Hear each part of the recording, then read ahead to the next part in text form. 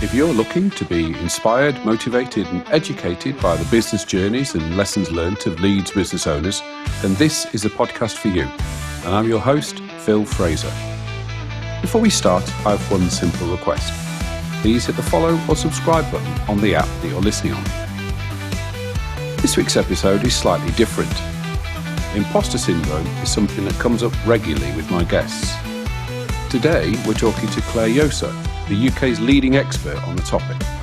She tells us what imposter syndrome is, and as importantly, what it isn't, the many myths behind the topic, how to check whether what you're feeling is indeed imposter syndrome, and, most importantly, how to beat it. Also, check the show notes for a free imposter syndrome assessment tool. Get your notepad and pen ready. I am absolutely delighted to be able to host, I think I can say this, can't I, Claire? The UK's expert on imposter syndrome, is that right? Apparently so, it's what I get called, but too many years of specialising in it.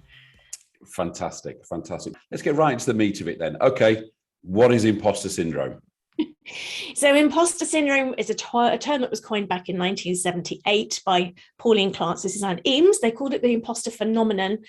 And it is a phenomenon rather than a syndrome. It's not clinically diagnosable, but I don't know about you, I find phenomenon really hard to say. So I kind of don't care what it's called. What I care about is that people understand there's this thing and you're not alone and there's something you can do about it. So it is that secret fear of being found out. And what will be found out as can be different for each of us. It could be not good enough. It could be not knowing as much as you should. It could be that you don't belong. It could be that they made a mistake hiring you. And I talk about the imposter syndrome gap. So that is the gap between who you see yourself as being and who you think you need to be to achieve something. And quite often that gap feels like a bit of a ravine. It's a big drop. And we either go all the way around it, we self-sabotage, so we kind of don't have to do the thing, or we build what I call the bridge of coping strategies over the top, because sometimes in business, we don't have a choice. We actually need to get to the other side. And depending how good your coping strategies are, that bridge might feel quite firm, or it might feel like a rope bridge somewhere in the Amazon, and you don't want to look down. And this whole thing about push on through the fear, well, it can feel really scary walking across the bridge. Then somebody phones you and says, hey, Claire, could you do such and such? A gap widens because suddenly, oh my goodness, I now need to become that version of me. And the bridge isn't long enough anymore. The coping strategies aren't enough to allow us to push on through. And either the bridge tumbles or we totally self-sabotage, not returning the call in time or even volunteering somebody else that could do that thing that actually got us quite excited, or we suddenly have to put an enormous amount of energy into building a bigger, longer, stronger bridge. And the other side of imposter syndrome is about judging ourselves. So I talk about the secret fear of others judging us the way we're judging ourselves. We're not evaluating our performance. We're not saying, okay, I did that well, or I could learn from that. I could do that better. I could get training in such and such. We take that evaluation of our performance and we make it personal. So you might get feedback on a presentation, and instead of going, okay, yeah, they're right, I could have asked more questions at that point, we'd make it personal. Therefore, I am rubbish at presenting. We make it about who we are, not what we're doing. And then we feel like we've got to pretend, we've got to put on this mask, the armor, the act, the alter ego to show up as a different version of us, rather than clearing out what it is that means there's an imposter syndrome gap, so we can close the gap and just show up as all of who we really are and rock being us and not need that bridge of coping strategies anymore. Okay, and it's that coping strategy situation that causes the problem, because the coping strategies aren't indeed fit for purpose. But before we get onto there, let's just go backwards a little bit. What isn't imposter syndrome? Because this is, there's a lot of rubbish talked about that. What isn't imposter syndrome? So there's a difference between self-doubt and imposter syndrome. The two often get conflated because they both feel bad. Yeah. So self-doubt is about what we can and can't do. When I ran the 2019 Imposter Syndrome Research Study, we found there were two types of self-talk. There was the self-talk about, I can't do this, I don't know enough, I don't have those skills. What if they realize that I don't know as much as I should or as much as others do? This is all we can hear. It's all about what I can do, what I can't do, what I know, what I don't know. Then there was the deeper stuff of, I'm not good enough. They made a mistake hiring me. They're going to realize I am a fraud. So all of this I am stuff was the imposter syndrome. The self-doubt and the confidence was about what we could and couldn't do. And the brilliant thing about that is if someone's running self-doubt, then things like mindset and pep talk and general coaching and having an in-house mentor, for example, will all make a huge difference. Skill-specific training will really help them, because often what we're actually dealing with is a knowledge gap or a skills gap or an experience gap. All of that you can get support with, pretty straightforward. Imposter syndrome, you can give somebody that training and support to close the knowledge or the skills gap, but people will still be scared they'll be found out as not being good enough. So you need to work at that deeper level. Right. Okay. So it's that mental, it's you self-judging rather than what your skill set is or isn't, or what you can and can't do. I just mentioned that as well, that there is a lot of rubbish out there about imposter syndrome. Let's debunk some of the rubbish. What's the biggest load of rubbish you've heard out there on imposter syndrome? I know we've only got an hour, but just the major ones. So I want to preface anything I say here with, I know the vast majority of what people are writing and sharing out there about imposter syndrome is done from the heart with the best of intentions. But if that person is dealing with their own imposter syndrome gap and their own bridge of coping strategies, they've not yet learned how to close that gap. So the advice they're giving is about how to build a better bridge of coping strategies, not how to set yourself free. There are a lot of people giving self-doubt confidence advice to deal with imposter syndrome. And what this means is that you try it on the sides and you've got these high hopes because it was a beautifully designed article or an interview or a podcast episode, and it doesn't work for you. And rather than thinking, is it because that person didn't have the techniques? We do the shame. Well, they said it worked and it didn't work for me. So they're right. I really am an awful person. Yeah. I'm not even good enough to make that technique work. So we judge ourselves even more. And it's one of the things we found in the research is actually classic coaching was making imposter syndrome worse because it raised awareness, but didn't give people the tools to do anything other than build a better bridge of coping strategies, yet more sticky plasters. Yeah. Or Band-Aids for our friends in the States over the pond.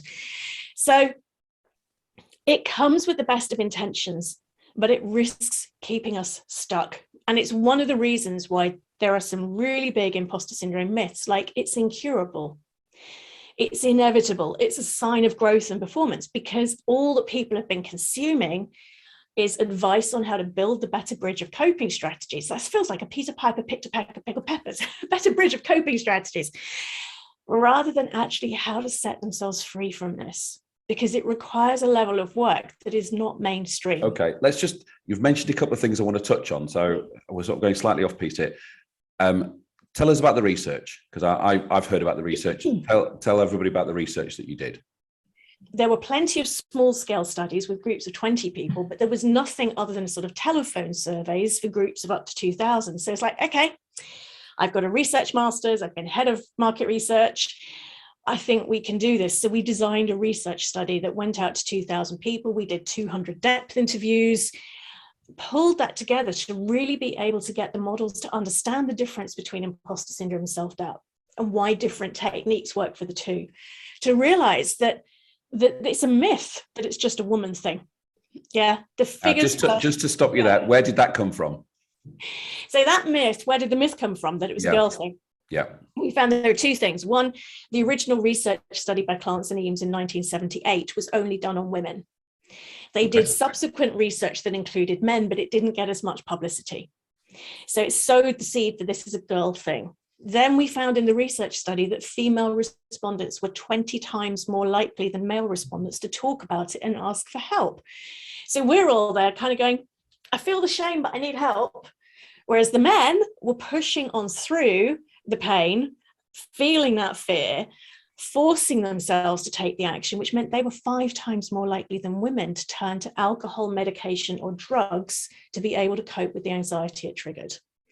So it helped us to really get some data around this. I mean, the figures, people experiencing it daily or regularly in any given year, for female respondents, it was 52%, for male respondents, it was 49%. But they handle it very differently.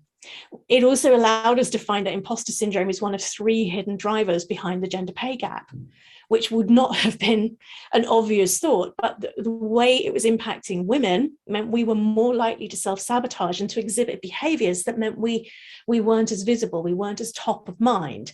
We were writing things off as a team effort, whereas the male respondents were more likely to be sitting there saying, yeah, I did that. Yeah.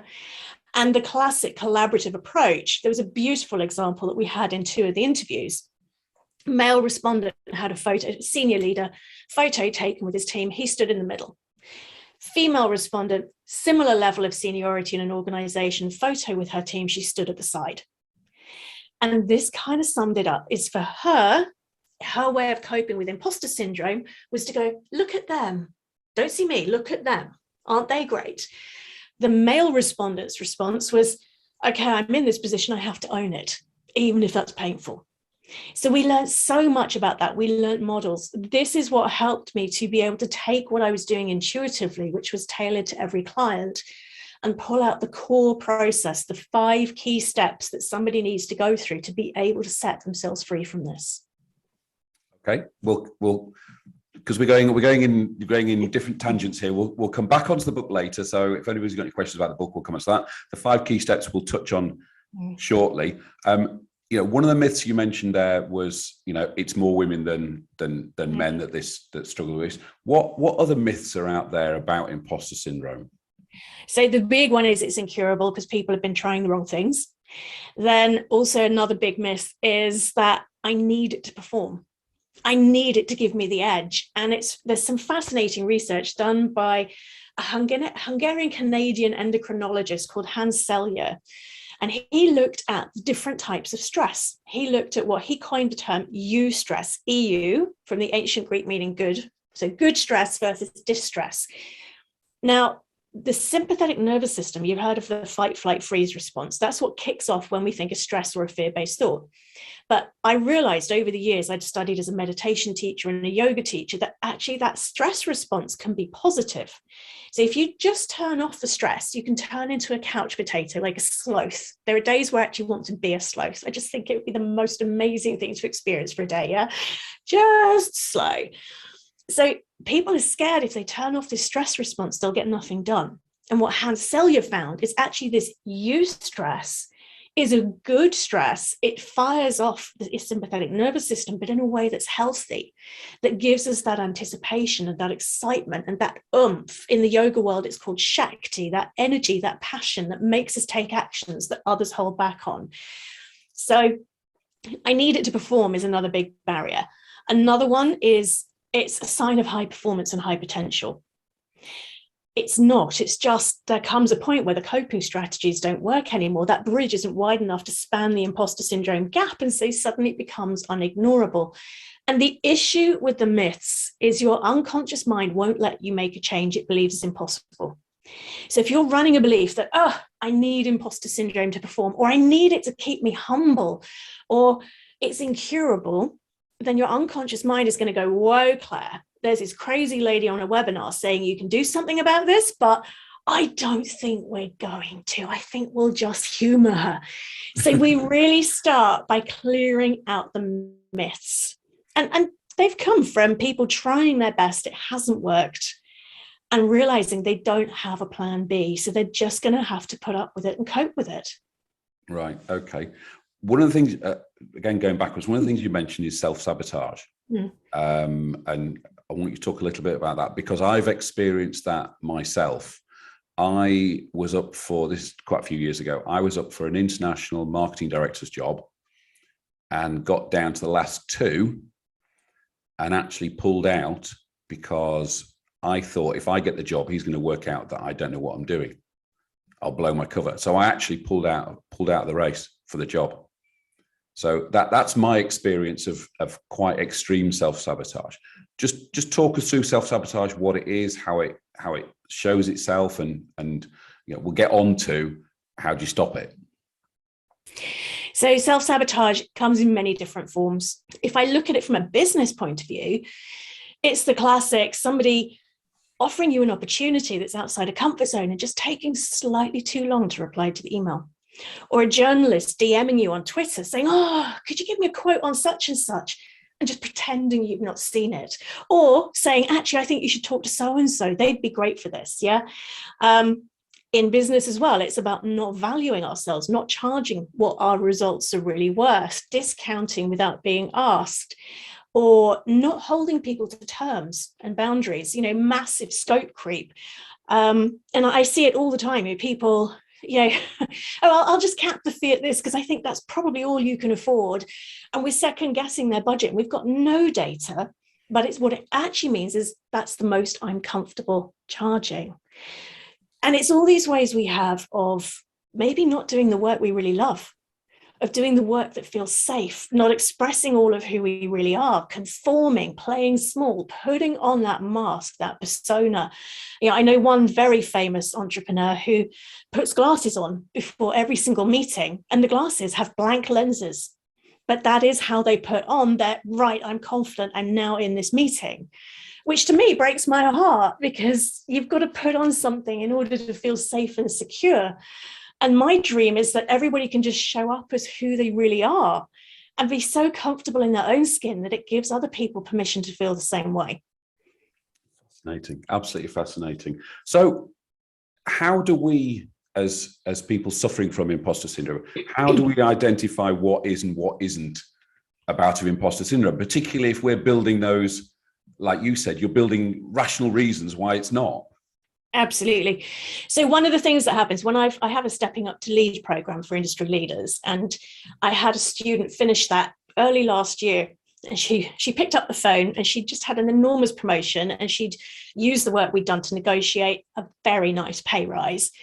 And she picked up the phone and went, Clare, imposter syndrome's back. And I kind of went, I really shouldn't be. And then what she was describing in her language was, it's a totally new area for me. I don't know anything. I don't have the network yet. They're going to realize I don't know as much as everybody else in the team. I don't have these skills. I can't do this yet.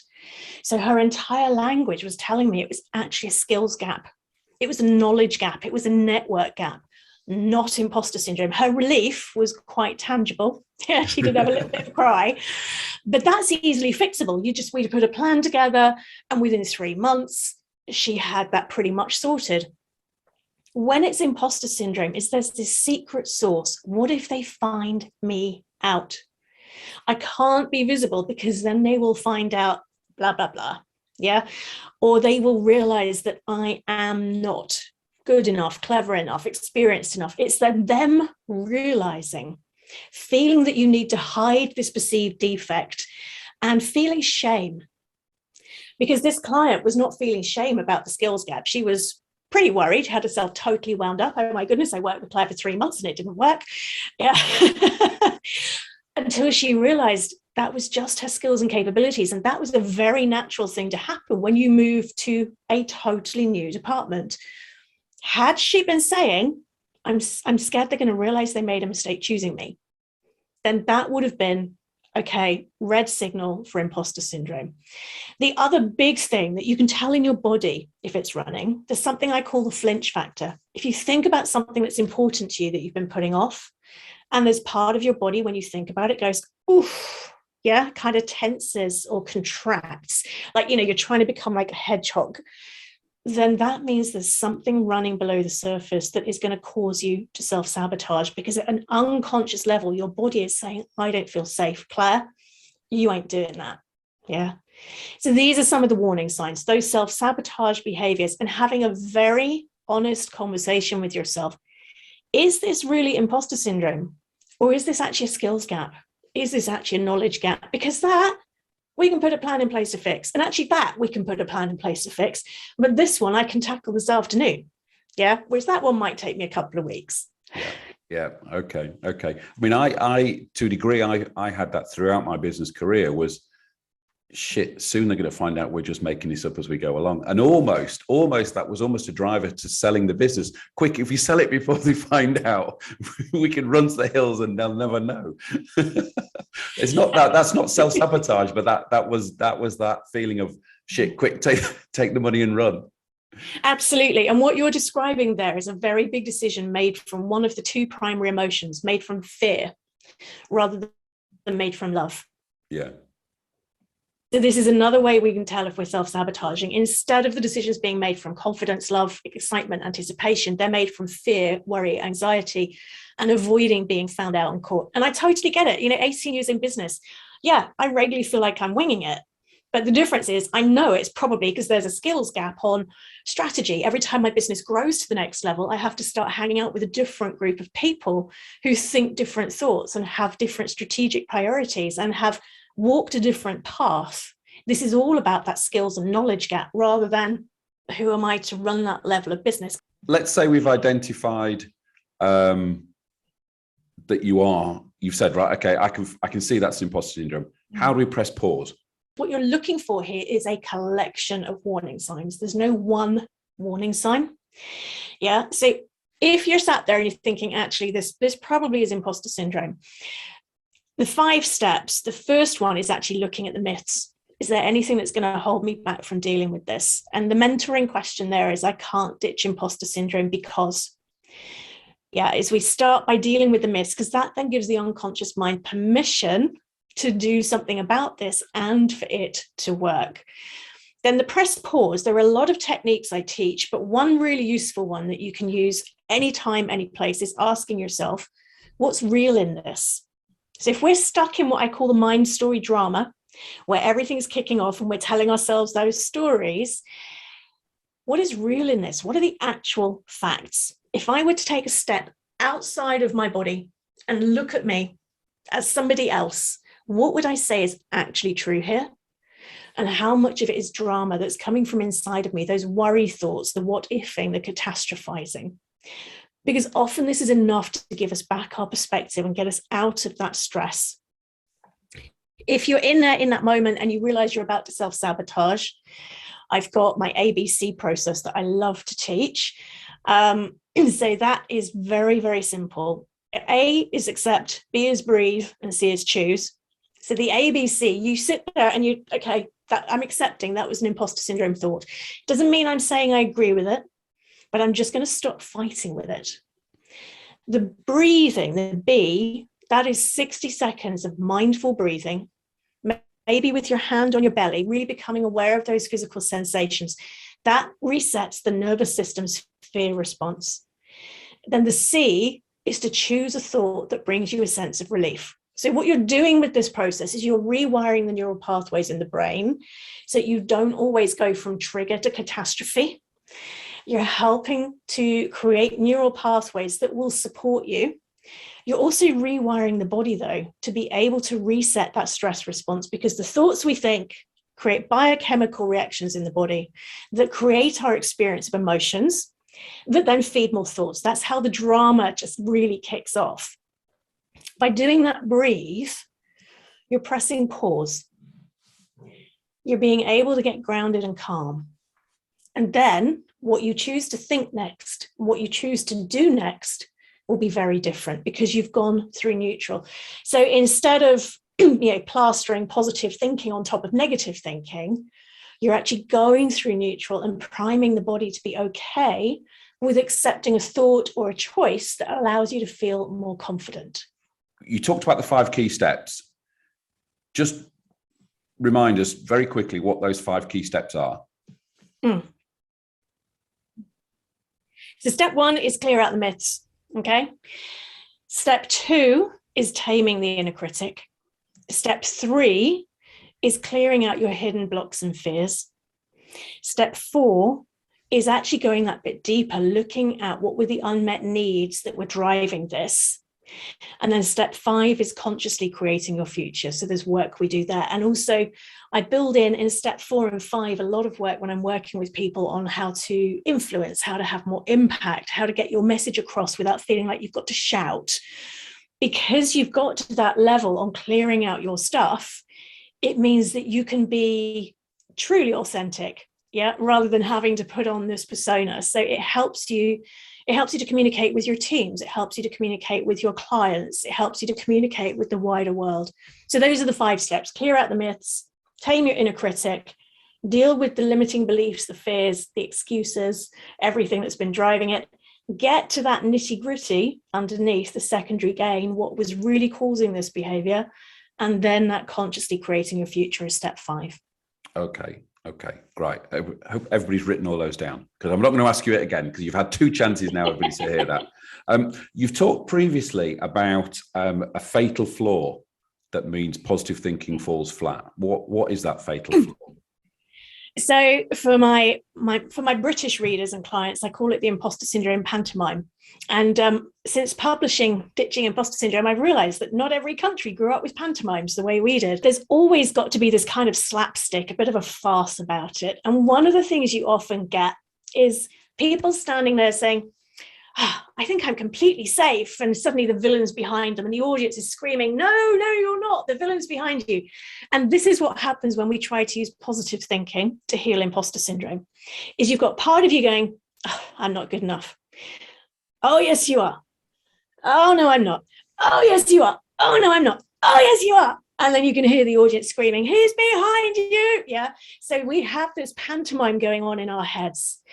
And the backfire effect means that the bit of you that wants to protect you, saying, no, I'm not good enough, or I can't do this, or they'll find me out, will always win, because the brain is wired to protect us for our self-preservation.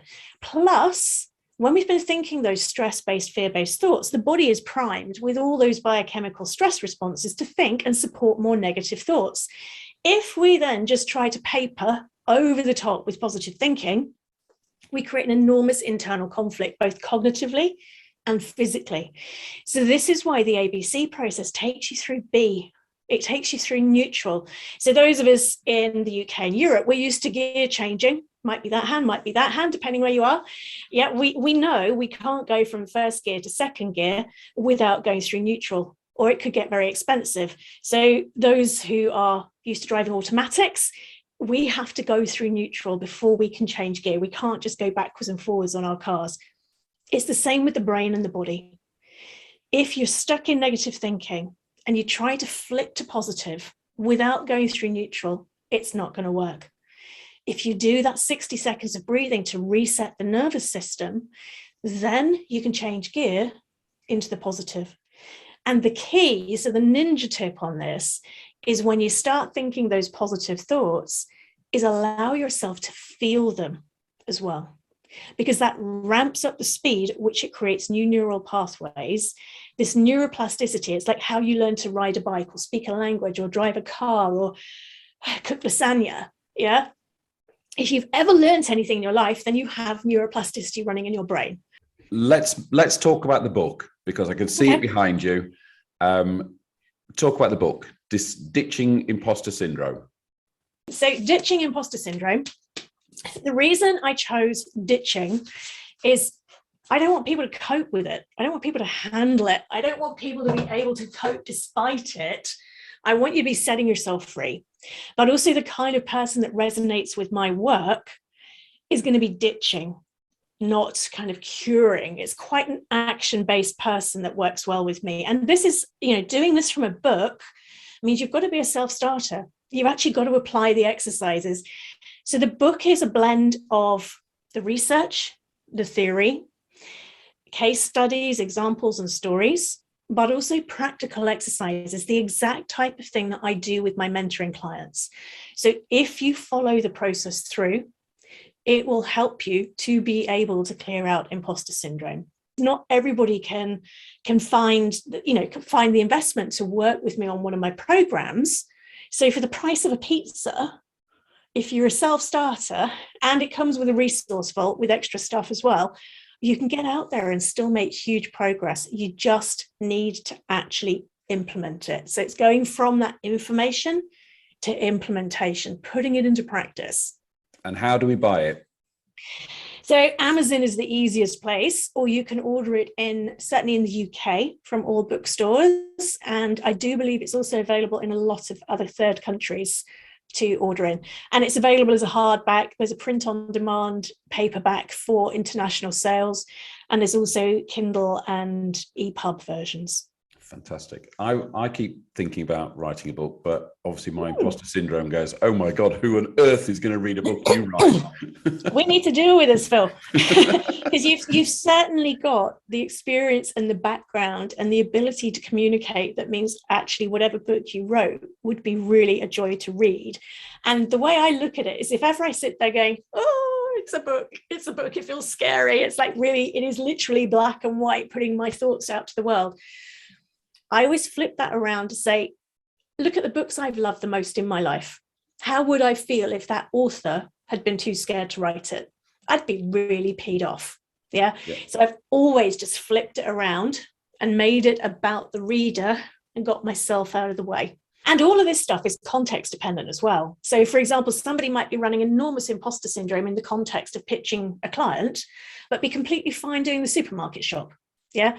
So it is irregular. It comes and goes. And sometimes it can be so context specific that you're absolutely fine unless Fred is in the room. Yeah. So it really is nuanced. So if somebody's running irregular, intermittent self-doubt, I would be suggesting you start with taming the inner critic, because the self-doubt is a self-talk thing. So you've got the ABC. There are other strategies I teach, but something that can build up that muscle is actually that micro wins process, which is in the Soul-Led Leaders podcast, episode 6. So that is about connecting with your inner cheerleader. You write down 3 things you've done well each day, making them very specific about you, and you allow yourself to really feel them. And you do it even on bad days. So you then have this book you can literally go through and go, yeah, but I did this and I did this and I did this. I do have these skills. So that's the one side. The other side is, if self-doubt comes up, is asking yourself honestly, is there a skills knowledge gap running here that I need to close? And putting an action plan in place. Okay, reminders of where we can find you and where we can buy the book and where we can get on the course. So the main place for me is clarejosa.com. I have a whole website on imposter syndrome called ditchingimpostersyndrome.com. The place I love to hang out with people is LinkedIn or Instagram. They're my 2 favorite places. And can I just pass on one last message, Phil? Would that be okay? Of course you can. So to you watching here today, I'm going to implore you, if this has resonated with you, I actually don't care if you work with me or not. Okay. What I care about is you do something. You take action. You let go of coping and having to put up with this, because the future you will do the biggest happy dance you can imagine, even if you just take this much action. So anything that you do as a result of what we've all discussed between us today, what we've co-created, anything you do will make a positive difference every single day for the rest of your life. So please go and be an action taker. Start the journey to set yourself free from this and watch that magic happen. A brilliant way to end the session. I'm sure everybody will join me in saying it's absolutely brilliant. Thank you very, very much indeed. So that's it. I hope that you enjoyed this episode. Make sure you hit the follow button so every new episode gets sent straight to your phone. See you next week.